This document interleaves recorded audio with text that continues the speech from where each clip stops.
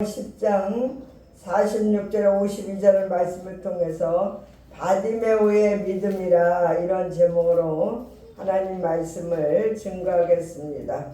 오늘 우리는 예수 그리스도께서 여리고 도성에서 소경인 거지 바디메오를 고치신 기적에 대해서 생각해 보고자 합니다. 오늘 본문의 말씀은 마태복음, 마가복음, 그리고 누가복음 세 복음을 뭐라 그래요? 공감복음이라 그래요. 중요한 것은 세 복음서에 기록되어 있는 이 사건의 본문 말씀에 근거해서 볼 때 조금씩 차이가 있다는 것을 볼 수 있습니다. 오늘 본문 말씀 46절을 보면 저희가 여리고에 이르렀더니 예수께서 제자들과 허다한 무리와 함께 여리고에서 나가실 때라는 말씀이 있습니다.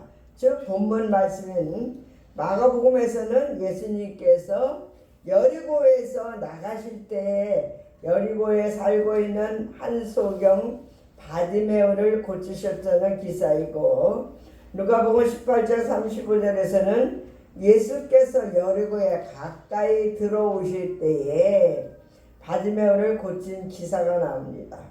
오늘 우리는 본문에서 고난의 길을 걸어가신 주님께서 이러한 고난의 길을 가는 와중에서도 놀라운 축복을 바디메오에게 주시는 사건을 보게 됩니다. 이 말씀에서 우리는 고난의 주님은 또한 축복의 주님인 것을 알게 됩니다. 이 고난의 주님께서 바디메오에게 어떤 은혜와 축복을 주셨는가를 생각해 보고자 합니다. 첫 번째, 평안의 축복을 주셨어요.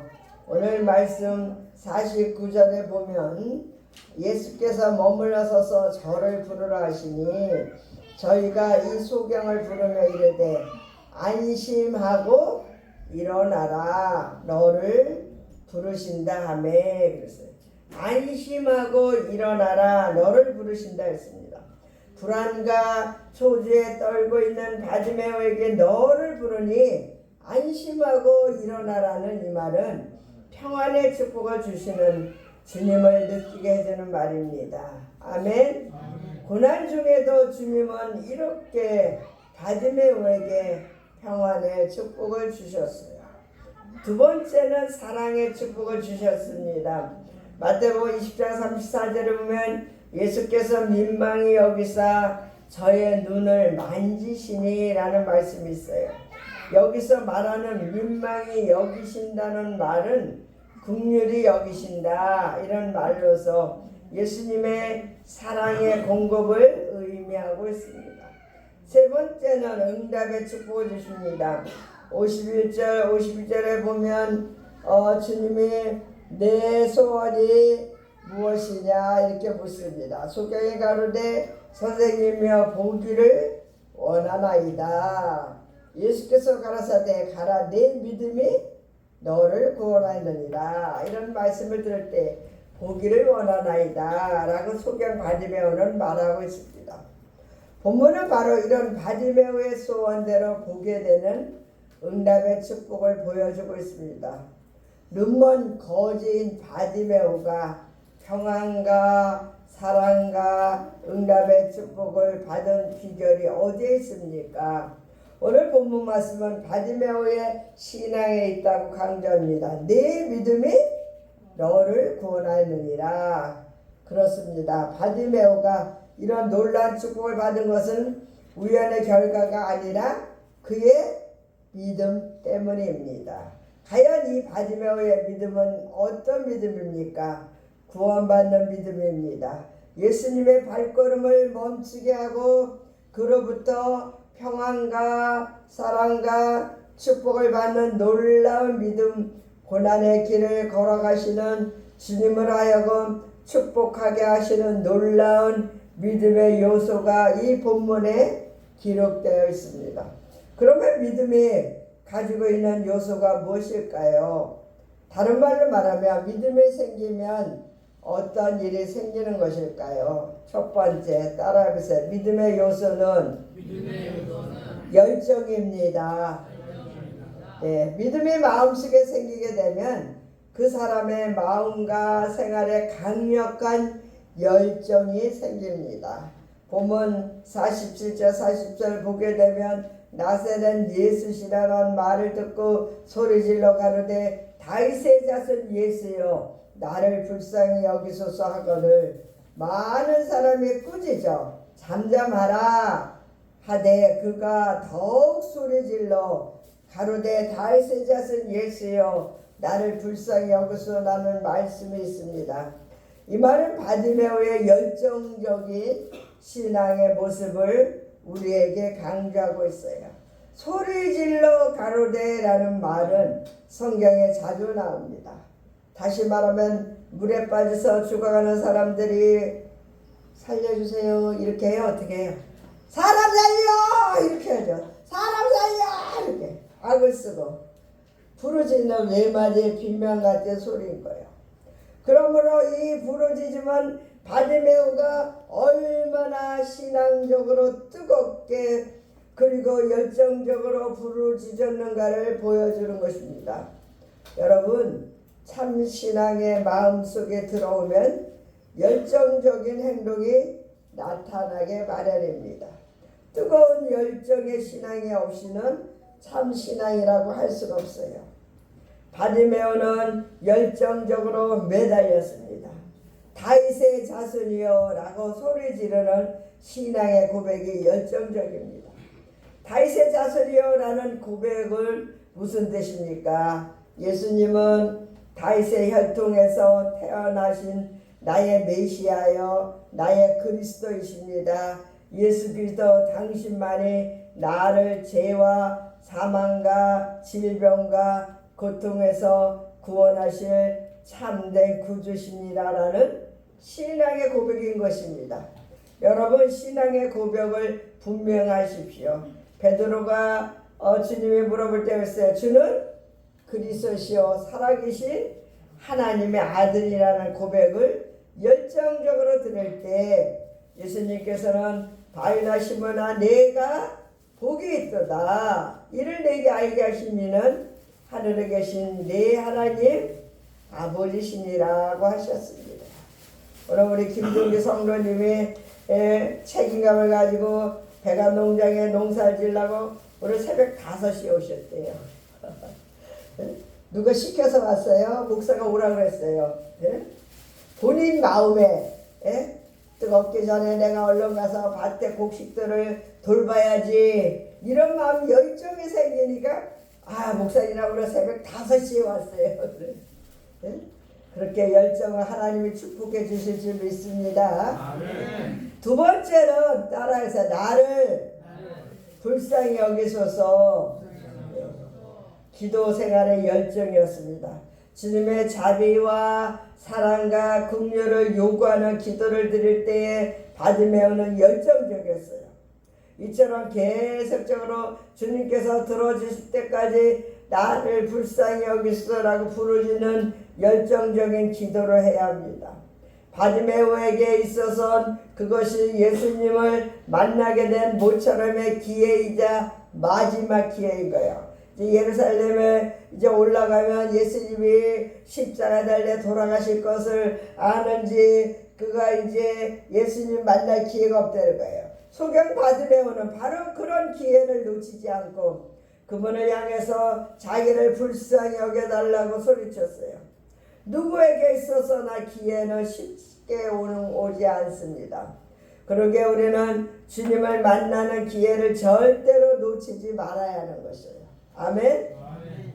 바람이 불면 촛불은 꺼져버리고 말지만 장작불은 어떻게 해요? 더 세게 타오르는 거예요. 마찬가지입니다. 마음에 불이 있어 신앙에 뜨거운 사람, 은혜가 강하게 역사하는 사람들은 주위에 반대가 있고 핀잔을 받고 핍박이 있어도 그 열정적인 신앙이 절대로 약해지지 않고 신앙의 고백과 기도의 생활이 더욱 열정적으로 자라나는 것입니다. 바디메오의 신앙의 열정은 아무도 막을 수가 없었어요. 그의 뜨거운 신앙 고백과 간구를 막을 사람이 아무도 없었습니다. 잠잠하라 하니까 어떻게 해요? 더욱 소리 질렀어요. 그리하여 결국 예루살렘을 향하여 고난의 길을 가시는 주님의 발걸음을 멈추게 하였고 주님으로부터 놀라운 축복을 받을 수 있었던 것이에요. 기도는 생명을 걸어야 됩니다. 오늘날 우리의 신앙생활 속에서 가장 중요한 것은 신앙의 불입니다. 누가복음 12장 40절 내가 불을 땅에 던지러 왔느니 이 불이 이미 붙었으면 내가 무엇을 원하리요? 불을 땅에 던져서 땅이 어디예요? 우리 마음밭이에요. 우리 마음밭이 길가와 돌짝밭과 가시덤불과 좋은 땅이라서요. 우리 땅 불이 붙으면 이 마음에 불이 붙으면 이 불을 누가 붙었으면 주님 무엇을 더 원하겠느냐 그래서 뜨거운 열정인 것입니다. 오늘날 오순절 성령의 불이 열정적으로 기도하는 사람들에게 임한 것처럼 여러분이 얼마나 신앙의 고백과 하나님에 대한 찬양과 기도가 열정적이냐에 따라서 성령의 충만함이 결정되는 것이에요. 아멘. 신앙의 생명은 불입니다. 신앙의 열정은 생명은 열정이에요. 뜨거움인 것이에요. 여러분 성령의 능력이 임하면 봉사의 열정, 헌신의 열정, 기도의 열정, 신앙 고백의 열정, 찬양의 열정이 식으면 안 되는 거예요. 여러분 신앙의 열정이 있을 때 역사도 움직이고 환경이 변화되는 것을 믿으시기 바랍니다. 뜨거워져야 돼요. 열정이 없이는 무슨 기도를 하며 찬양을 하고 예배를 드리겠습니까? 열정적인 신앙을 소유해야만 돼요. 두 번째 믿음의 요소는 포기하는 것입니다. 오늘 본문 말씀 50절에 보세요. 소경이 겉옷을 내버리고 뛰어 일어나 예수께 나아오거늘 그랬어요. 소경이 겉옷을 내버리고 뛰어 일어나 예수께 나아오거늘이라고 했습니다. 겉옷을 내버렸다는 것은 모든 것을 포기했다는 것이에요. 이스라엘 사람들은 치마와 같은 큰 통치마를 겉옷으로 입고 다닙니다. 이 겉옷은 밤에는 침구로 이불로 덮어요. 낮에는 옷으로 사용하는 것입니다. 이스라엘은 낮은 덥고 밤은 쌀쌀합니다. 그러므로 겉옷은 생활의 필수품이에요. 그런 필수품을 바디메오는 왜 버렸을까요? 앞은 안 보이고 주님은 부르시고 마음은 급하니까 바디메오는 겉옷을 다 벗어버리고 주님 앞에 나갔던 것이에요. 이것은 신앙생활에서 포기해야 할 것을 포기하는 것이 가장 중요하다는 것을 보여주는 것입니다. 세상 것을 버리지 않으면 예수님을 바로 믿을 수가 없어요. 세상적인 것을 끊어야 합니다. 그리스도인은 누구나 예수를 따르려면 버려야 할 건 버려야 돼요. 세상에 대한 욕심과 애착과 습관과 즐거움과 쾌락이 모든 것을 버려야 합니다. 옛 것을 세상적인 것을 끊어야만 하는 것이에요. 그러나 그것은 인간의 힘으로 끊게 되는 것이 아닙니다. 말씀을 통해서 마음속에 은혜가 들어오고 믿음이 들어오면 저절로 끊어지게 되는 거예요. 그러므로 은혜를 많이 받으시기를 주님의 이름으로 축원합니다. 은혜를 못 받으면 그리스도인이라도 계속해서 죄를 짓게 돼요. 어느 집사님이 계셨는데 남편이 주일날마다 아주 맨날 낚시 가고 등산 가고 놀러 가는 거예요. 그래서 여보 한 번만 교회 가죠 그러니까 남편이 하는 말이 한 번만 교회 빠지고 나를 따라가면 내가 교회 잘 나가줄게 그랬어요. 그러니까 고민하다가 이 여자 집사님이 아이고 요번 주만 빠지고 다음 주부터 남편하고 같이 교회 가야지 그러고 남편 따라서 낚시 갔어요. 가서 하루 종일 놀다 왔어요. 그러고 한 주간이 지났습니다. 그런 다음에 이제 주일날 교회 가자고 여보 이제 당신 약속한 대로 이번 주부터 같이 교회 가자 그러니까 안 가? 아니 약속했잖아요. 왜 안 가요? 그러니까 당신같이 믿음이 약한 여자를 어떻게 따라가? 내가 꼬신다고 주일도 안 지키고 딸랑 날 따라오는 그런 믿음 가진 사람 난 안 따라가. 그러니까 안 따라오더라는 거예요. 또 속은 거죠. 마귀는 뭐라 그래? 한 번만 그래. 한 번만 지르죠. 한 번만 빠져라. 교회 한 번만 빠져라. 그게 올무입니다. 근데 끊을 것을 끊지 않으면 그렇게 되는 거예요. 아직도 세속적이고 세상과 짝하기를 하나님과 짝하는 것보다 더 좋아하면 예수님을 올바로 믿을 수 없어요. 아멘. 주님 따라가는 길은 좁은 길이에요? 넓은 길이에요? 좁은 길이에요. 그러나 그 길은 생명의 길이라 그랬어요. 생명의 길이기 때문에 우리는 따라가야 돼요.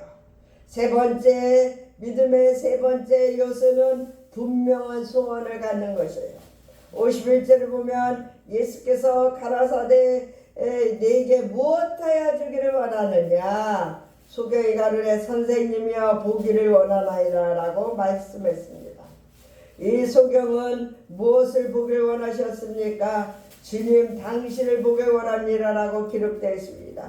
바디메오의 간절한 소원은 주님을 보고 주님만을 바라보며 살고 싶었습니다. 여러분 믿음의 진짜 마음속에 들어가면 세상적인 소원은 없어집니다. 예수만 바로 믿고 살아가야지 하는 소원이 생기는 것이에요. 여러분에게 그런 소원이 생기기를 주님의 이름으로 부탁합니다. 성령 세례 받기 전에 요한과 야고보는 허황된 소원이 있었어요. 그의 어머니가 나와서 주님의 나라가 임할 때에 하나는 주의 오른편에 하나는 주의 왼편에 있게 해달라고 소원했어요. 그러나 바디메오의 소원은 이런 것이 아니었습니다. 바디메오는 주님 당신 얼굴을 보기를 원합니다.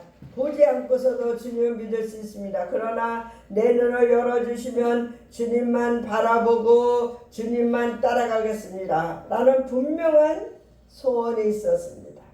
여러분 신앙의 열정, 세상을 끊어버리는 용기, 주님만 바라보고 주님 뜻대로 사는 그런 신앙의 소원을 가지시기를 바랍니다.